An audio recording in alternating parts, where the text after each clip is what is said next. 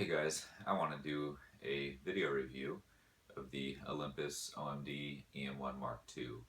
Obviously there are tons of video reviews out there.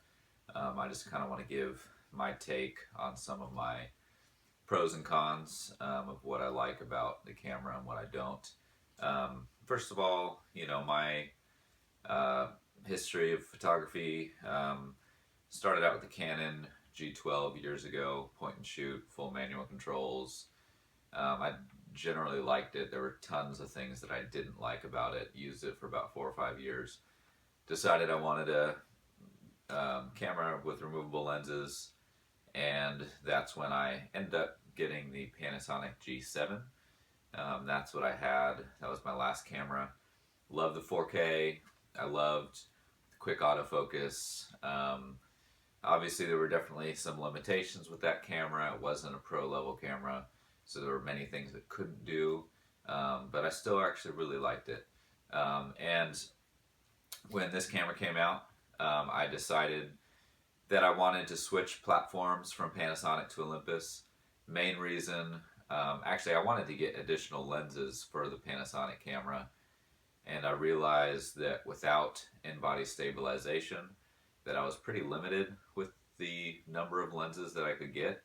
Instead of just switching from the G7 to the G85, I decided to make the jump and get the Olympus, the OMD EM1 Mark II.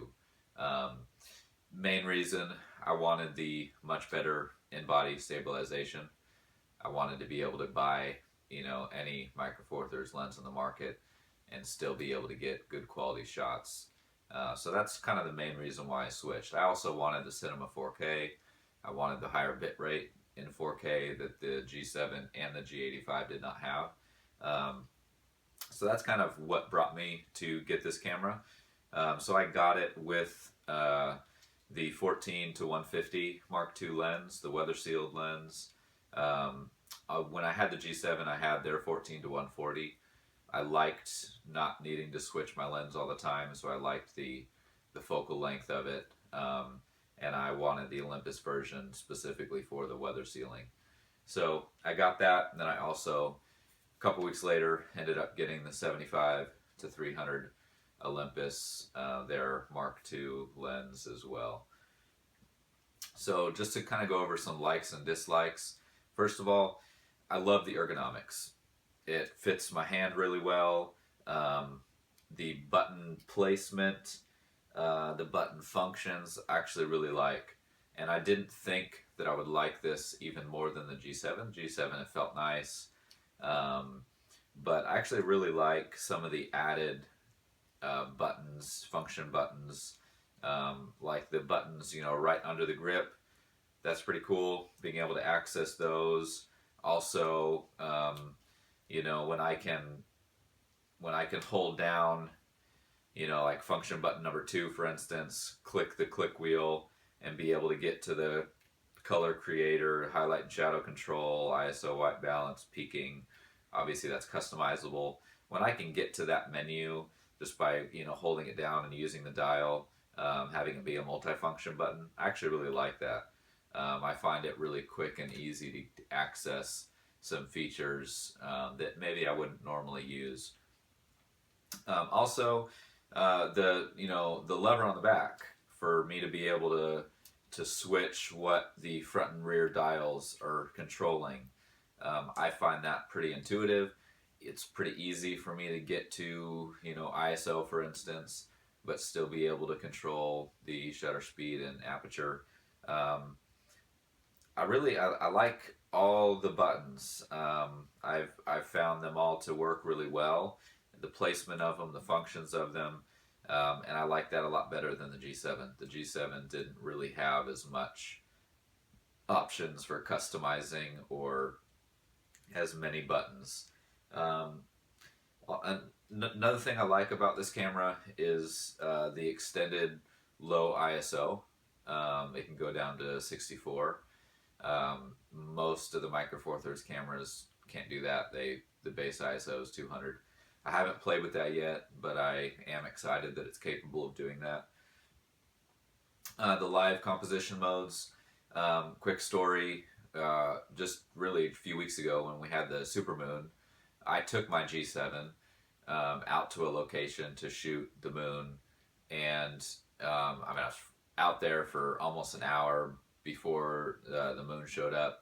Feet were freezing, you know, and I was guessing on the exposure time because the G7 wouldn't tell me anything, so I would have to select a number of seconds for the exposure, take the photo, wait for it to another 30 seconds or a minute for it to process before I could see the final shot, which ended up being a pretty big failure because I didn't have a lens that could really extend long enough.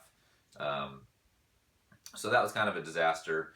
And I was actually actively thinking about, wouldn't it be cool if a camera could live update as it's taking a long exposure? And then very shortly after that, I realized that the OMD EM1 Mark II can do that. I'm like, sweet. That's really going to help for night shots and long exposure shots. I haven't played with that yet either, but I'm excited to.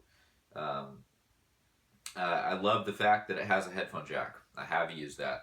And obviously I've used the mic jack as well.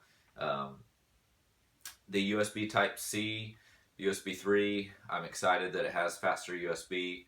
I'm excited that it has USB, the Type-C. I don't have anything that's Type-C yet, but it feels like, it's just kind of moving forward with technology. So I like that. I like that they're utilizing some of the latest technology. Also, I really like that the tripod mount is lined up with the lens. The G7 had it offset a bit, which is just it's not as nice as having it completely aligned when you're panning shots on a tripod. And my tripod mount is actually small enough where I can still access the battery compartment even when it's mounted on a tripod. And then obviously the SD card slots on the side, the dual SD card slots, the fact that it's side mounted, I love it. I'm really glad that I can do that. Also, the larger, faster charging battery. 2-hour charge time instead of 4. I love it. Historically, I don't buy tons of batteries. On my G7, I think I had 3 of them. And actually, no, I had 2. I had 2 batteries, G7. I think I had 3 with my Canon. And so far with the Olympus, I have 1. I do plan on getting a second battery, but it's nice to know that I can charge quickly and that it's larger capacity than the other battery. So I do like the larger battery. So now, for a few of my dislikes or things that I think Olympus could have done better. Number one, so I used to work for Apple, as you can see by this awesome quilt from my old Apple t-shirts. I worked there 8 years. So, the iPhone came out 10 years ago, just a few days ago. The Retina screens have been out not that long, not 10 years, but they've been out many, many years. And, Retina screen, the benefit, I can look at standard viewing distance and see no pixels. When I'm looking at standard viewing distance at the rear screen here, I do see pixels. When I'm using the EVF, I also see the pixelization. That's clear, especially with the icons and the text. It's just kind of blocky. That doesn't mean that it's a poor quality EVF or rear screen, but I think in an age when the Retina quality screens have been available for years and years and years, I think it would have been awesome if they would have implemented that. And I know the Panasonic G5, I don't know that I would consider that Retina quality, but it is higher resolution than the EM1 Mark II, so I wish they would have put in a higher quality screen in EVF. It's also, it's not a multi-touch, so I like that it's a touch screen. I definitely had that with the G7, but I still can't like pinch and zoom to zoom in on photos, and I can't navigate the menus by touching it. That's just silly. I think they definitely should have put a actual multi-touch screen. Also, if you look at the actual bezel of the screen, it's huge. I mean, we're living in 2017, a day when televisions are getting smaller and smaller bezels. Obviously, iPhones and Galaxies and whatnot are getting smaller and smaller bezels. Even some things are considered without a bezel completely. So I find that massive piece of black around the screen to be larger than it needs to be, and even the thickness of the swivel screen I think could be thinner. Now I think that's a reflection of the resolution of the screen they chose, which is not necessarily a, you know, fully up-to-date technology. So if they chose a lower resolution screen, then naturally it's going to need to be thicker and it's going to need to have a bigger bezel. But that's something they could have done differently. They could have had a higher resolution screen, thinner, smaller bezel, multi-touch, and I wish they would have done that. Also, there's no USB charging. So the Panasonics don't do that either, but I know the Sonys do, or some of them do. I think that's an awesome feature. To be able to buy a cheap, you know, USB external battery and be able to allow me to do either more video shooting or more long exposures, or even just quicker, you know, top it off while it's in my camera bag type of thing. I would have loved that as a feature.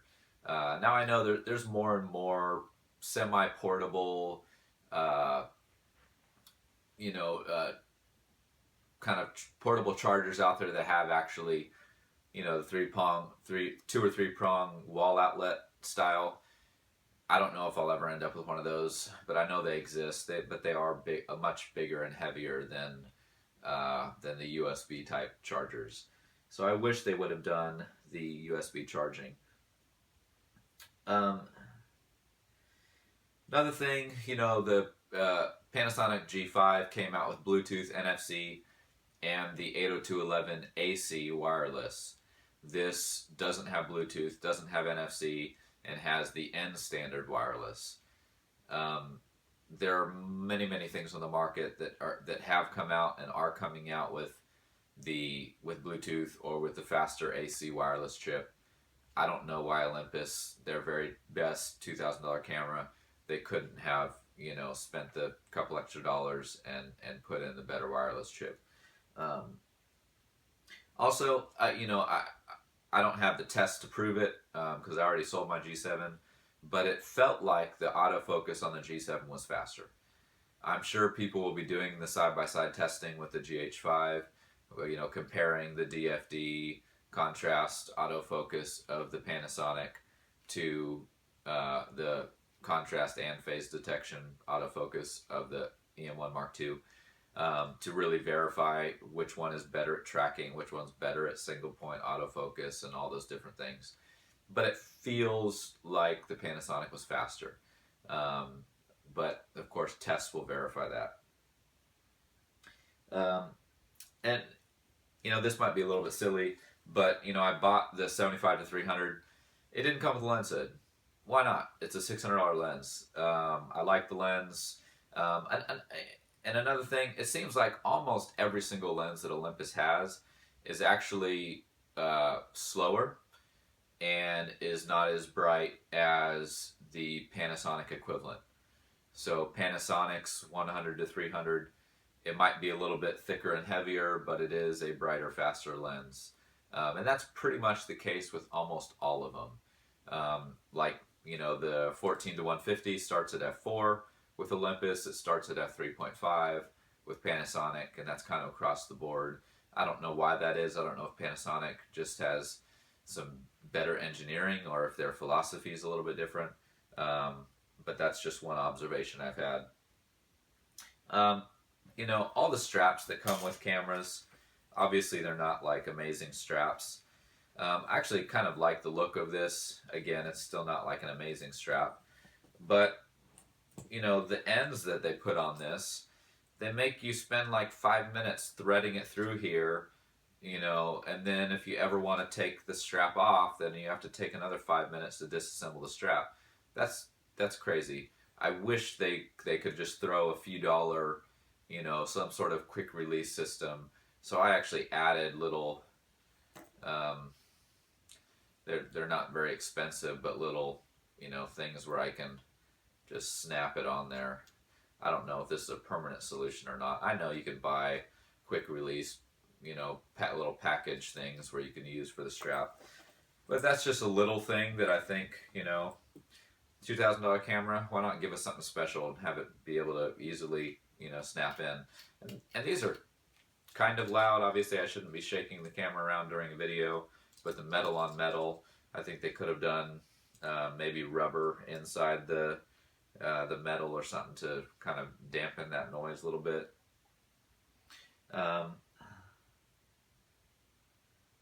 So a few other things that I think could be maybe fixable with firmware updates, and I know they're committed to doing firmware updates for 4 years. Autofocus actually could be enhanced through firmware updates, hopefully. So we'll see, you know, what they do for that. But there's no auto ISO in the manual video mode. That's silly. You know, I know the GH5 is more of a video-centric camera than this one is, but I came to Olympus in one sense for the video features, because I wanted the better body stabilization, and that was for video. And I also wanted the higher bit rate and the Cinema 4K, which is video based. So I hope that they can add that auto ISO for manual video. I know it's technically possible, so they should do that. So also, there's no higher frame rates for the video modes. 1080p 60p is not really that high of a frame rate. You know, Panasonic is doing their 180p for 1080p, or the 180 frames a second. So I don't know that Olympus would go that high, but I think that through firmware they could definitely do 120 frames a second at 1080p or something like that. You know, I think that should be done. 2 quad-core processors, they should be able to add features like that. Also, there's no auto-stitch panorama mode. A lot of people, you know, they're professional photographers. They spend lots of time in Lightroom or other apps, and they might have a, you know, pretty systematic approach to just stitching together their panoramas. But I'd rather not spend the time to do that. I had been Panasonic, that I could just switch the dial to panorama mode, click and hold it, and it would auto stitch. I think Olympus should add a feature like that. I like the implementation on the iPhone better, because I felt like it was a little bit more smooth. If I went too fast or too slow, it still did a decent job. With the Panasonic, it was a little bit, it wasn't as nice of an implementation, but it still had it, and I still used it regularly. So also, I want to talk about the burst shooting for a second. So I love the continuous autofocus. I love, you know, the fact that I can do the, you know, 15 frames a second or 18 or 60 depending on the setting. I love that. But I will say that if I'm holding the shutter down and I'm rattling off 40 shots, I find it quite cumbersome to then go through, select my best shot, and delete the rest. Now, obviously, you could try to do that in camera. You can import it into your computer, do it after you import, delete them. You can, on the import step, you know, quickly view through them and deselect the ones you don't want. But I think there's a better way to do it in camera. And I'll give you an example. So the Panasonic, obviously the 4K photo mode, that's a video, right? So it shoots it at a you know, shoots the video, and then you select the frames you want, and then it deletes the rest. But even though, you know, this isn't taking a video, you could still do essentially the same thing. And a perfect example of that is the iPhone. So the iPhone shoots 10 frames a second. It'll auto-select the pictures that it feels is the best in focus, and it will give you the option of keeping those and deleting the rest, or you can manually select. which ones you want and which ones you don't, and then you can delete, the rest of them.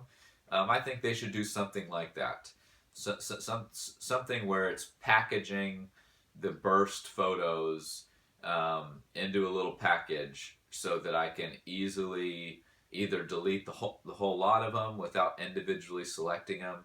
The individual selection, as far as via the touch screen, I don't think it's that good. I feel like when I'm touching, it'll auto scroll, multiple pages different, it's kind of cumbersome. So I wish there was a way, if I do the burst shooting, that it auto bundles those each time that I let go. It auto bundles those shots and makes it easier to select what I like, delete what I don't. I'm sure there's a way to implement that, similar to the way Apple or Panasonic has done it.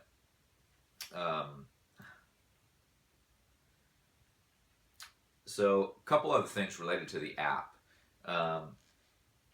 There's no way to transfer video with the app. So the other day I shot a 720p video. So I went the lowest resolution. Maybe it can go lower, but I went to 720p, and I needed to send that to somebody via email. So that's why I chose a lower resolution. I didn't need it higher. My hope was that after recording that I could then beam that to my iPhone and send it via an email. It wouldn't work. So open the app and only show me the pictures. It wouldn't show me the videos or let me transfer the videos. I think that's crazy. I know you chose an N wireless chip and not an AC. I don't care if it takes extra time, but just let me do it. The iPhone could do AirDrop, which is large files. I can AirDrop a 1080p video. I can even AirDrop a 4K video to my iPhone. So it's definitely not an issue on the iPhone side. So I think the app needs to be updated to allow me to transfer videos from the camera to the phone. Also, if I initiate a video from the camera app to the camera, and let's say the camera set on 4K or Cinema 4K, it'll auto downgrade that video quality to 1080. There's no reason why it should be doing that. The amount of data being passed from the phone to the camera is almost nothing, just to hit the go button. So I think that's crazy.